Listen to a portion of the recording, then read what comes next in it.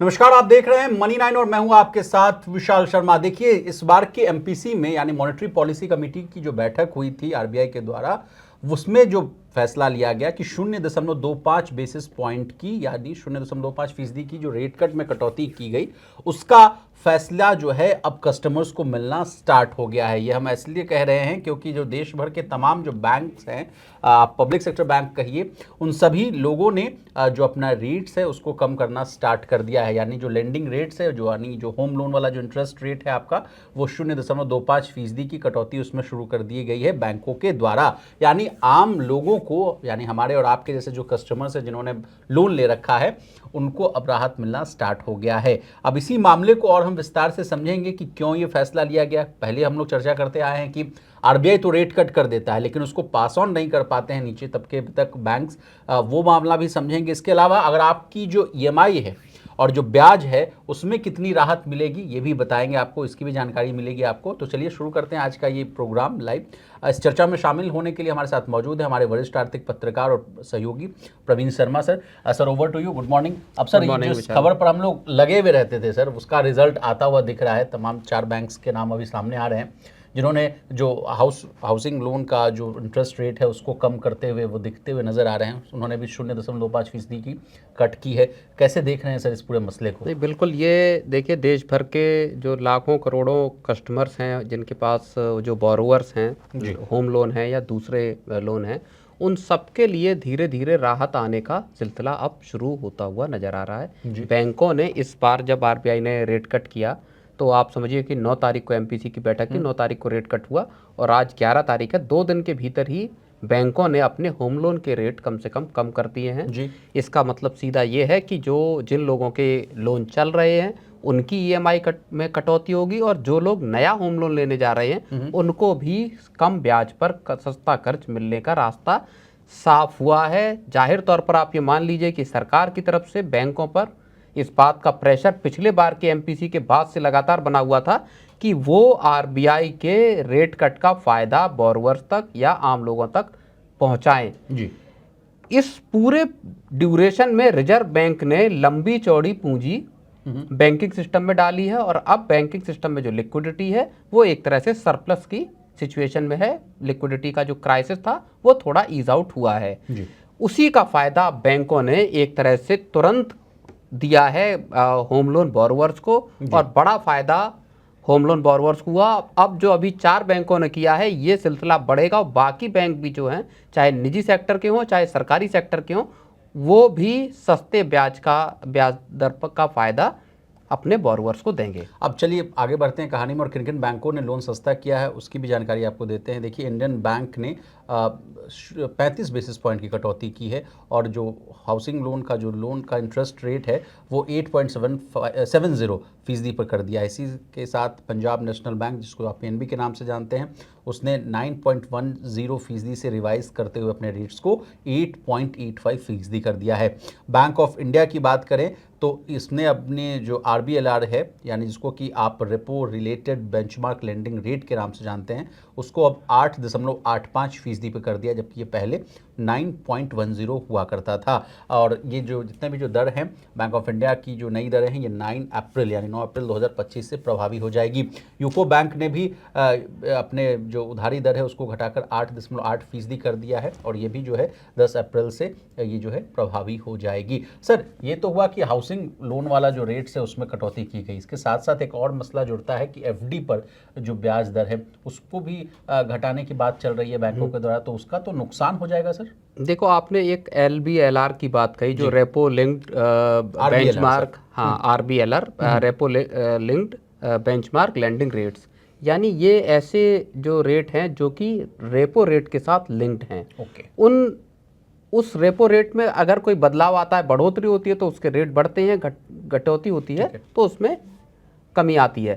तो इसका फायदा फिर आपके चाहे पर्सनल लोन हो, चाहे कार लोन हो, चाहे होम लोन हो, इन सारी चीज़ों पर आपको मिलता हुआ नजर आएगा। तो ये एक बड़ा फायदा है। जिनके भी लोन जो है वो रेपो रेट से लिंक जो रेट्स हैं उसके साथ हैं, तो फ्लोटिंग रेट जिसको हम बोलते हैं, तो वहाँ पर आपका जिनके फिक्स्ड रेट हैं उनको संभवतः फ़ायदा नहीं मिलेगा। जिन्होंने पुराने वक्त पे लिए हैं, सस्ते लोन लिए हैं, लेकिन वो फिक्स्ड रेट पर रहें तो उनके वहीं पे रहेंगे। तो ये तो आपकी एक बात हुई। दूसरा आपने क्या सवाल पूछा था? RBLR की आपने बात बता दी सर। बिल्कुल। अब मैं कह रहा हूं सर कि फिक्स्ड डिपॉजिट, बिल्कुल एफडी के रेट इसके साथ ही इसी तर्ज पर एफडी के रेट भी कम होना शुरू हो गए। पिछली बार जब रेट कट हुआ था उसके साथ ही साथ कुछ वक्त बाद फिक्स्ड डिपॉजिट के रेट बैंकों ने कम किए थे।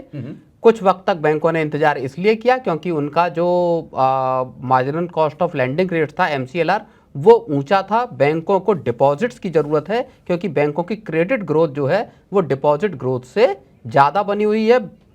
सिस्टम में लिक्विडिटी की कमी थी, इसलिए बैंक अपने एफडी रेट्स घटाने से बच रहे थे। चाह रहे थे कि लिक्विडिटी जब तक सिस्टम में नहीं बनती तब तक जो डिपॉजिट्स आ रहे हैं उन पर ऊंचा रेट दिया जाए ताकि उनके पास कैश बना रहे। अब चूंकि सिस्टम में लिक्विडिटी आ गई है तो बैंकों ने एफडी के रेट्स को भी कम करना धीरे धीरे शुरू कर दिया है। और यहाँ पर एक बात और समझ लीजिए, जिन लोगों को फिक्स्ड डिपॉजिट कराने हैं उनके लिए ये सबसे अच्छा मौका है। हालांकि थोड़ा बहुत नुकसान आपको इस बिटवीन में फरवरी से अब तक हो गया होगा, लेकिन अभी भी एक चांस इस बात का है कि आप फिक्स्ड डिपॉजिट अगर अभी कराते हैं तो शायद आपको कहीं बेहतर रेट मिले, क्योंकि बहुत सारे अर्थशास्त्रियों का मानना है, ज़्यादातर जानकार इस बात की ओर इशारा कर रहे हैं कि जो रेट्स हैं रेपो रेट वो अगले कुछ वक्त में 5.25 से लेकर 5.5% पर आ सकते हैं। 5.25% से 5.5% पर आ सकते हैं। यानी इसमें अभी अगर 6% पर रेपो रेट है तो उसमें तकरीबन 150 बेसिस पॉइंट की गिरावट अभी और आ सकती है। वजह उसकी बड़ी है टैरिफ का चक्कर, क्योंकि टैरिफ जिस तरह से लगे हैं उससे जो अनसर्टेनिटी पैदा हुई है, RBI और सरकार दोनों ग्रोथ को कमजोर नहीं होने देना चाहते कि सिस्टम में इतनी लिक्विडिटी रहे, क्रेडिट ऑफ टेक बढ़े ताकि कंजम्पशन डिमांड सभी सेक्टरों में क्रिएट होती हुई दिखाई दे। चलिए सर, आपने बहुत बेहतर तरीके से बताया कि RBI की ब्याज दरों में कटौती के बाद अब अन्य बैंक्स जो हैं वो भी इस लिस्ट में शामिल हो सकते हैं, अपनी जो लोन दर हैं उसको घटा सकते हैं। इससे कर्ज तो सस्ता होगा ही, और लेकिन सर बाजार में जो मांग है, डिमांड है, उसमें भी बढ़ोतरी होने की गुंजाइश है। अब सर देखिए सीधा समझ लीजिए कि अगर कार लोन सस्ता होता है तो पीछे के वक्त में कारों के दाम बढ़ाए गए, एक चीज़। इसके बावजूद जो कारों की बिक्री है वो अभी भी सबड्यूड बनी हुई है, हल्की बनी हुई है। कस्टमर्स के पास, कंज्यूमर्स को दो तरीके के फायदे हुए हैं। एक तो जो सरकार ने 12 लाख रुपए तक का जो टैक्स को फ्री कर दिया है, इनकम टैक्स फ्री हो गई है आपकी इनकम, वहां से जो कमाई बचेगी, उसके साथ ही सस्ता ब्याज दर अगर शुरू हो जाते हैं तो लोगों के पास ये मौका होगा कि वो गाड़ियां खरीदें, कारें खरीदें, कंजम्पशन पर खर्च करें, डिस्क्रिशनरी खर्च पर अपना फोकस कर सकते हैं। गाड़ियां हो गई, आपके कंज्यूमर अप्लायंसेस हो गए, आपके घरों की बिक्री हो गई, ये जो हाउसिंग डिमांड है, ये सारा के सारे सेक्टर्स को इस पूरे के पूरा जो रेट कट का फायदा मिलता हुआ नजर आएगा। और आने वाले वक्त में अगली जब मॉनेटरी पॉलिसी की बैठक होगी, क्योंकि RBI गवर्नर ने एक तो अकोमोडेटिव रुख अख्तियार किया है, जो न्यूट्रल से अकोमोडेटिव कर दिया है। इसका मतलब यह है कि आने वाले वक्त में वो देखेंगे कि किस तरह के हालात हैं। अगर हालात दुरुस्त नजर आएंगे तो रेट कट के लिए संभावनाएं ज्यादा नजर आएंगी, ज्यादा रेट कट की जो उम्मीदें बढ़ती हुई नजर आएंगी। अगली बार जब जून में, अप्रैल के बाद मई जून में जब होगी, शायद उसमें 25 BPS की कटौती हो, तो वो पूरा साल भर RBI जो है अगले 2-3 स्टेप में और रेट कट 25-25 BPS का करने का फैसला कर सकता है। इस वक्त जो RBI ने जो खुद साफ तौर पर संजय मल्होत्रा ने अपनी मॉनेटरी पॉलिसी के बाद अनाउंसमेंट में कहा है, उन्होंने कहा कि हमारे लिए इस वक्त ज़्यादा बड़ी चिंता अमेरिकी टैरिफ के जरिए पैदा हुई अनिश्चितता है, न कि महंगाई। तो RBI एक बार को महंगाई को डिस्काउंट करके चल रहा है, पूरा फोकस ग्रोथ पर है, पूरा फोकस इस अनसर्टेनिटी से देश को निकालने पर है। सर महंगाई के कंफर्ट जोन में रहने का भी कारण है कि सर 3.56 के आसपास महंगाई दर है। 4% का जो रिलैक्स जो ब्रैकेट है उससे नीचे आता हुआ दिख रहा है। हालांकि ग्रोथ के अनुमान को RBI ने कहा है कि उसमें कटौती की है 6.7 से 6.5, और महंगाई दर का भी जो आंकड़ा है उसको भी कहा गया कि महंगाई की बिल्कुल महंगाई दर को 4.2 को घटाकर 4% के आसपास किया है। बिल्कुल इस पूरे साल के लिए जो FY26 के लिए महंगाई का पहले आकलन था वो 4.2% था, अब उसको घटा के 4% कर दिया है। पहले क्वार्टर के लिए 4.5% इन्फ्लेशन CPI का RBI का आकलन था जब फरवरी में मॉनेटरी पॉलिसी जारी हुई थी, अब उसको 3.6% कर दिया है। तो ये जो अप्रैल मई जून में आरबीआई को ये लग रहा है कि महंगाई दर कंट्रोल में रहेगी। एक उम्मीद इस वजह से भी पैदा हो रही है कि स्काईमेट का जो पहला अनुमान आया है मानसून को लेके, उन्होंने कहा है कि इस बार जून से सितंबर के दौरान जो मानसून की बारिश होती है 103 वो 103% रहेगी, सामान्य मानसून रहेगा। और यहाँ अगर सामान्य मानसून रहता है तो खरीफ की फसलों की बुआई, उनका प्रोडक्शन अच्छा रह सकता है। जी। चलिए अब एक और आंकड़ा है प्रवीण सर, जिससे आप अपने ग्राहकों को, अपने व्यूवर्स को रूबरू करवा देते हैं कि अगर मान लीजिए कि बैंकों द्वारा 25 बेसिस पॉइंट का जो घटाया गया है होम लोन पर, ऑटो लोन पर, तो मान लीजिए ईएमआई तो कम हो ही जाएगी। लेकिन अगर इसको आप अगर डिटेल्स अगर आंकड़ों से समझिए कि मान लीजिए आपके पास 30 लाख रुपए का होम लोन है और 20 साल के लिए आपने लिया है, तो आपको कुल जो है 240 मंथली ईएमआई देनी होगी, मतलब 240 महीने तक आपको ईएमआई देनी होगी। अगर पहले ब्याज दर अगर आपको 9% लग रहा हो तो मंथली ईएमआई आपकी करीब बैठ रही थी 26,992 रुपये, जबकि 20 साल में आपको इंटरेस्ट पेमेंट यानी ब्याज भुगतान के तौर पर कुल आपको कितने पेमेंट करने पड़ते थे? 34,78,027 रुपये देने पड़ते थे। लेकिन अब जो सिनारियो चेंज हुआ है, यानी जो रेपो रेट में 25 बेसिस पॉइंट की कटौती हुई है, उसके बाद ब्याज दर जो आपकी 9% लग रही है वो अब घटकर 8.75% हो जाएगी।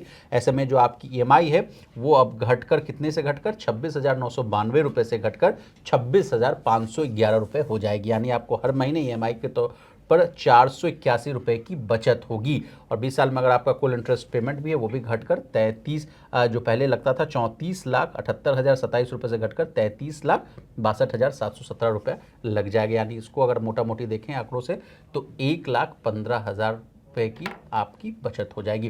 तो आज के इस चर्चा को विराम देते हैं सर। अगर कोई वैल्यूएबल पॉइंट्स अगर कुछ बचे हैं तो आप बता दीजिए, नहीं तो वाइंड अप करें। नहीं, बिल्कुल। देखो, ईएमआई जो होम लोन कस्टमर्स हैं, कम से कम उनकी अगर हम बात करें तो उनके पास दो ऑप्शन होंगे, चाहे तो वो टेन्योर कम करा लें अपना, या फिर अपनी ईएमआई को कम करा लें। बैंक के साथ बात करके इस चीज़ को आप निकाल सकते हैं। लेकिन मान लीजिए आपके अगर होम लोन पर 1,000 रुपये महीने के बच रहे हैं, इसका मतलब कम से कम 12,000 रुपये आपको महीने के ईएमआई में सालाना बच रहे हैं। ये पैसा वो है जिसका आप इस्तेमाल कर सकते हैं, जिस पैसे को आप इस्तेमाल कर सकते हैं, एसआईपी स्टार्ट कर सकते हैं। अगर 1,000 रुपये मंथली आपका ईएमआई का बच रहा है तो आप उससे एसआईपी भी शुरू कर सकते हैं, और नहीं तो इसी पैसे को आप होम लोन में डाल सकते हैं और वो आपका टेन्योर कम कर देगा, वो आपका ब्याज का आउटगोल बहुत बड़े लेवल पर घटा देगा, जैसा आपने अपने कैलकुलेशन में भी बताया। सर जो बात कर रहे हैं वो एड ऑन की बात कर रहे हैं कि जैसे कहा भी जाता है, सलाह भी दिया जाता है कि अगर आपके पास पैसा आ भी जाए तो कुछ आप ना 5%, 10% या 1,000, 2,000, 5,000 का जो रकम है वो हमेशा अपने लोन अकाउंट में डालते रहे, ताकि आपको उससे खुद ही राहत मिलती रहे। तो बहुत शुक्रिया प्रवीण सर आपका, अपने तमाम मुद्दों को बहुत ही आसान भाषा में विस्तार से समझाने की कोशिश की। इसी तरह देश, दुनिया और बिजनेस जगत से जुड़ी तमाम ताजा तरीन खबरों के लिए बने रहिए हमारे साथ और देखते रहिए मन में।